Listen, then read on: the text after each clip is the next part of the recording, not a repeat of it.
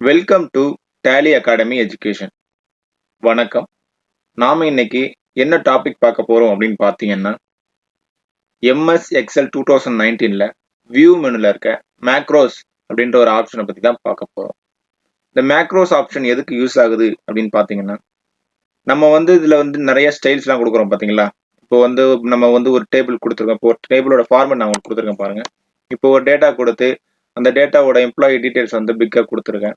அதுல பாத்தீங்கன்னா name, gender, அந்த டைட்டிலுக்கு பாத்தீங்கன்னா ஒரு கலர், டேபிளுக்கு பாத்தீங்கன்னா ஒரு கலர், அப்புறம் பாத்தீங்கன்னா கண்டிஷனல் ஃபார்மேட்டிங்லாம் யூஸ் பண்ணிருக்கேன். ஸோ இதை எப்பவுமே நான் எல்லா டேபிள்ஸுக்கும் கொடுத்துக்கிட்டே இருக்கேன் பாத்தீங்களா? அதே மாதிரி இந்த மேக்ரோஸை யூஸ் பண்ணி ஒவ்வொரு தடவையும் நீங்க ரிப்பீட் மோட்ல அதை நீங்க பண்ணிக்க முடியும். நீங்க ஒவ்வொரு தடவையும் நீங்க போய் கண்டிஷனல் ஃபார்மேட் செலக்ட் பண்ணணும், டேபிளோட ஸ்டைல் செலக்ட் பண்ணணும், அப்புறம் பார்த்தீங்கன்னா கலர் சூஸ் பண்ணணும். ஸோ இதெல்லாம் உங்களுக்கு டிஃபால்ட்டாகவே ஒரே ஒரு கிளிக்ல வரணும் அப்படின்றதுக்காக இந்த ஆப்ஷனை உங்களுக்கு கொடுத்துருக்காங்க. ஸோ ஃபர்ஸ்ட் நீங்கள் என்ன பண்ணணும்னா, அப்போ உங்களுக்காக எம்டியாக ஒரு ஷீட் எடுத்து வச்சிருக்கேன் பாருங்க. ஸோ இந்த மாதிரி எம்டி ஷீட்டை வச்சுட்டு நீங்கள் ஃபர்ஸ்ட் வியூ மெனு போங்க. வியூ மெனுல மேக்ரோஸ் அப்படின்னு இருக்கு பாருங்க. ஸோ இந்த மேக்ரோஸ் ஆப்ஷனை எங்கே யூஸ் பண்ண முடியும் அப்படின்னு பார்த்தீங்கன்னா, ஒரு டெவலப்பர் ஆப்ஷன் மூலியமாக தான் கொண்டு வர முடியும். அதுக்கு நீங்கள் என்ன பண்ணணும் அப்படின்னு பார்த்தீங்கன்னா, இந்த எம்டி ஸ்பேஸ் இருக்கு பார்த்தீங்களா ரிப்பன்ல, அந்த ரிப்பன்ல ரைட் கிளிக் பண்ணுங்க. அதுல கஸ்டமைஸ் த ரிப்பன் அப்படின்னு இருக்கும், அதை நீங்க கிளிக் பண்ணுங்க. கிளிக் பண்ணதும் பாத்தீங்கன்னா ஒரு டயலாக் பாக்ஸ் ஓப்பன் ஆகும். இந்த டயலாக் பாக்ஸ்ல கீழே பாத்தீங்கன்னா இந்த மெயின் டேப்ஸ் இருக்குல்ல, அதுல டெவலப்பர் அப்படின்னு சொல்லிட்டு ஒரு அன்செக், அதாவது செக்கிங் பண்ணாம, அதாவது டிக் பண்ணாம இருக்கு பாருங்க.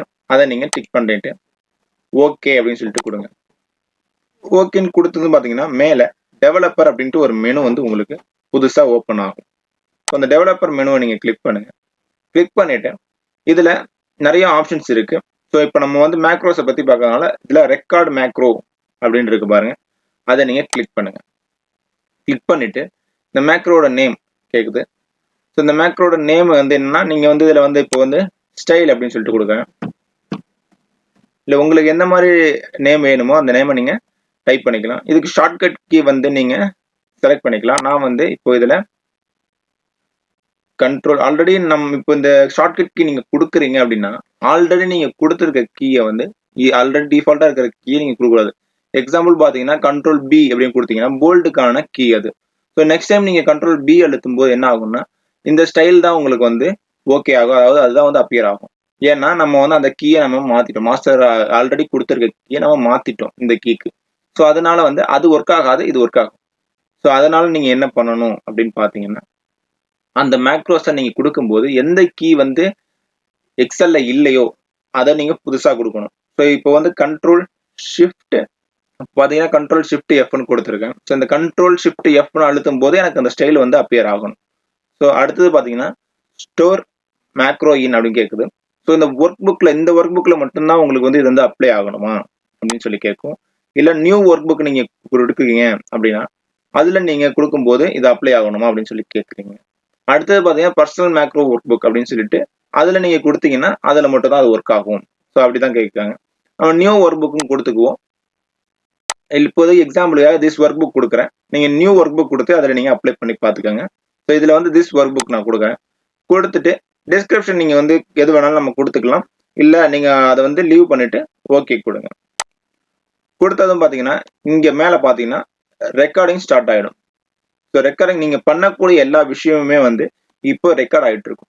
ஸோ இங்க ஒரு ஆப்ஷன் இருக்கு, கீழே பாருங்க ரெடி அப்படின்னு சொல்லிட்டு பக்கத்துல பாத்தீங்கன்னா ஸ்டாப் ஆப்ஷன் இங்கேயும் இருக்கு, ரெண்டு இடத்துலயுமே இருக்கும். ஸோ இப்போ நீங்க என்ன பண்ணணும் அப்படின்னு பாத்தீங்கன்னா, ஃபர்ஸ்ட் இந்த டைட்டிலுக்கு ஒரு கலர் கொடுப்போம். இதுக்கு செலக்ட் பண்ணிட்டு ஹோம் பேஜ் போயிட்டு ஃபில் ஆப்ஷனை கிளிக் பண்ணிட்டு அதுல உங்களுக்கு என்ன கலர் வேணுமோ அந்த கலரை நீங்க ஃபில் பண்ணலாம். ஸோ இப்போ நான் இந்த கலர் ஃபில் பண்ணிக்கிறேன். டெக்ஸ்ட்டுக்கு பாத்தீங்கன்னா நான் ஒயிட் கொடுக்குறேன். ஸோ இந்த கலர் நான் கொடுக்குறேன், ஒயிட் கலர் கொடுக்குறேன். ஸோ டேபிளோட கலர் நான் பாத்தீங்கன்னா லைட் ப்ளூல நான் கொடுக்குறேன், லைட் ப்ளூல கொடுக்குறேன். ஸோ டேபிளோட கலர் நான் கொடுத்துருக்கேன், டைட்டிலோட கலர் கொடுத்துட்டேன். ஸோ இந்த ஃபார்மேட் இருக்கு பாத்தீங்களா, அமௌண்ட் ஃபார்மேட், அதை நான் கண்டிஷனல் ஃபார்மேட்டிங் கொடுக்குறேன். ஸோ இதே மாதிரி டேட்டா தான் நம்ம கொடுக்க போறோம், சேம் டேட்டா தான் கொடுக்க போறோம்னா நீங்க இதை ஈஸியா கொடுத்துக்க முடியும். ஸோ கண்டிஷனல் ஃபார்மேட்டிங் ஹோம் மெனுல கண்டிஷனல் ஃபார்மேட்டிங் கிளிக் பண்ணிட்டு அதில் நீங்க உங்களோட டேட்டாவுக்கு ஏற்ற மாதிரி நீங்க உங்களோட இன்புட்ஸை நீங்க கொடுத்துங்க. ஸோ 15,000க்கு மேல இருந்தா எனக்கு கிரீன் கலர்ல வியூ ஆகும். பாத்தீங்கன்னா 3 வியூ ஆயிடுச்சு பாருங்க. ஓகே கொடுங்க. அடுத்தது அதே செலக்ட் பண்ணுங்க டேட்டாலே நீங்க திரும்பி என்ன பண்ணுங்க, கண்டிஷனல் ஃபார்மேட்டிங் கொடுங்க. அடுத்தது லெஸ் தேன் கொடுங்க. லெஸ் தேன் 8000க்கு கீழே இருந்துச்சுன்னா, சாரி 9000 கீழே இருந்துச்சுன்னா அது வந்து ரெட்ல இருக்கணும். ஸோ ரெட் வந்துருச்சு, நம்ம ஓகே கொடுத்துக்க வேண்டியதான். அடுத்தது திரும்பி கண்டிஷனல் ஃபார்மேட்டிங் கொடுங்க. மீதி இருக்க டேட்டா பிட்வீன் டேட்டா இருக்கும். அந்த பிட்வீன் டேட்டால என்ன பண்ணுங்க, இந்த இடத்துல பிட்வீனை கிளிக் பண்ணிட்டு இந்த இடத்துல அமௌண்ட் உங்களுக்கு எந்த அளவுக்கு இன்புட் கொடுக்கணுமோ அந்த அளவுக்கு கொடுத்துங்க.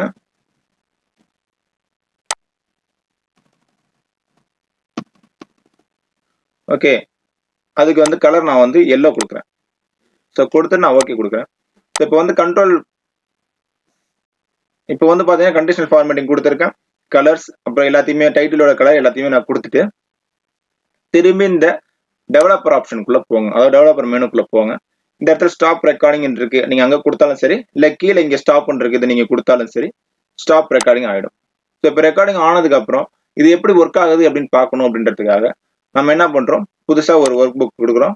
ஸோ அந்த இடத்துல நம்ம டேட்டாவை ஸோ ஃபர்ஸ்ட் நீங்க என்ன பண்ணிக்கணும்னா எந்த அளவுக்கு டேட்டாவை வந்து நீங்க மேக்ரோவுக்கு கொண்டு வரணும் அப்படின்னு நினைக்கிறீங்களோ அந்த டேட்டாவை நீங்க செலக்ட் பண்ணிக்கோங்க.